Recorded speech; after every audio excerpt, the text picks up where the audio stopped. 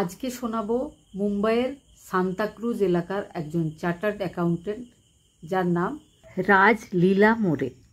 বয়স 32 বছর। ছোটবেলা থেকেই বিভিন্ন বাধা বিপত্তির মধ্যে দিয়ে গিয়েই তাকে বড় হতে হয়েছে।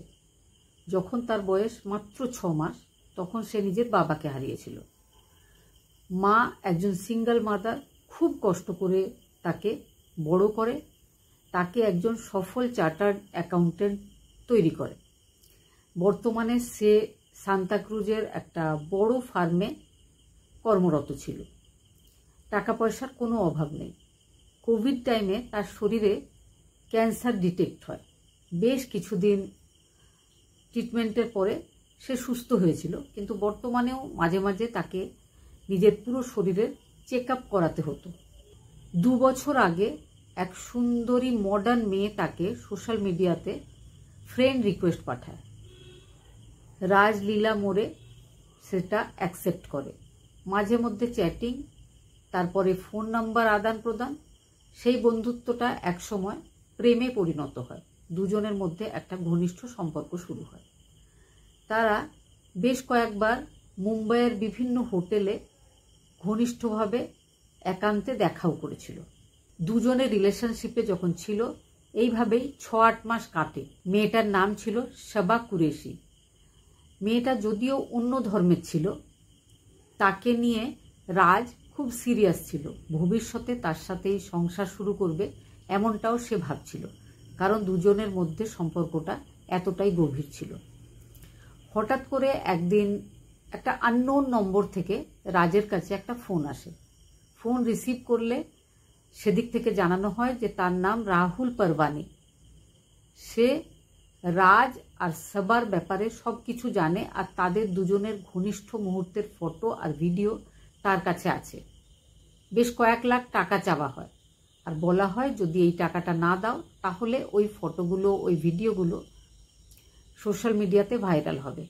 এই কথাটা শোনা মাত্র রাজ একদম অবাক হয়ে যায়। সে বলে যে তুমি কিভাবে পেতে পারো ওই ভিডিও বা ফটো? তখন বলে যদি আমার কথায় বিশ্বাস না হয় তাহলে তুমি নিজের গার্লফ্রেন্ড শবা কুরেশির কাছে কথা বলে জেনে নিতে পারো। রাজ সঙ্গে সঙ্গে শবাকে ফোন লাগায়। শবার সাথে কথা হয়। শবা বলে যে রাহুল পারওয়ানি যা বলছে সেটাই করো, যত টাকা চাইছে সেটাই দাও। শবার সাথে কথা বলার পরে রাজ বুঝতে পারে যে শবা আর রাহুল পারওয়ানি দুজন একসাথে যোগাযোগ করেই এই ঘটনাটা ঘটিয়েছে। তার কাছে টাকার কোনো অভাব ছিল না। যে কয়েক লাখ টাকা তাকে চাওয়া হয়েছিল সেটা সে দিয়ে দেয়, কিন্তু ওই চাওয়াতেই শেষ হয়নি। এরপর থেকে 18 মাস ধরে বারবার তার কাছে টাকা চাইতে থাকা হয়। রাজ মোরে নিজের ব্যাংক অ্যাকাউন্ট থেকে মোট 2,47,00,000 টাকা তাদের অ্যাকাউন্টে ট্রান্সফার করেছিল। শেয়ার মার্কেটে তার বেশ কিছু টাকা ছিল, সে টাকাটাও সে তুলে তাদেরকে দিয়েছিল। তার মায়ের গয়না সেটা বিক্রি করেও যে টাকা পেয়েছিল সে টাকাটাও সে তাদেরকে দিয়েছিল। তার ফার্মের একটা ফান্ড ছিল, এমপ্লয়ীদের ফান্ড, সেটাও কিন্তু সে কাউকে না জানিয়ে চুপি চুপি মাঝে মাঝেই কিছু টাকা সেখান থেকে বের করে রাহুল পারওয়ানি আর শবা কুরেশিকে দিয়েছিল। এইভাবে সে প্রায় 3 কোটির কাছাকাছি টাকা তাদেরকে দিয়ে ফেলেছিল।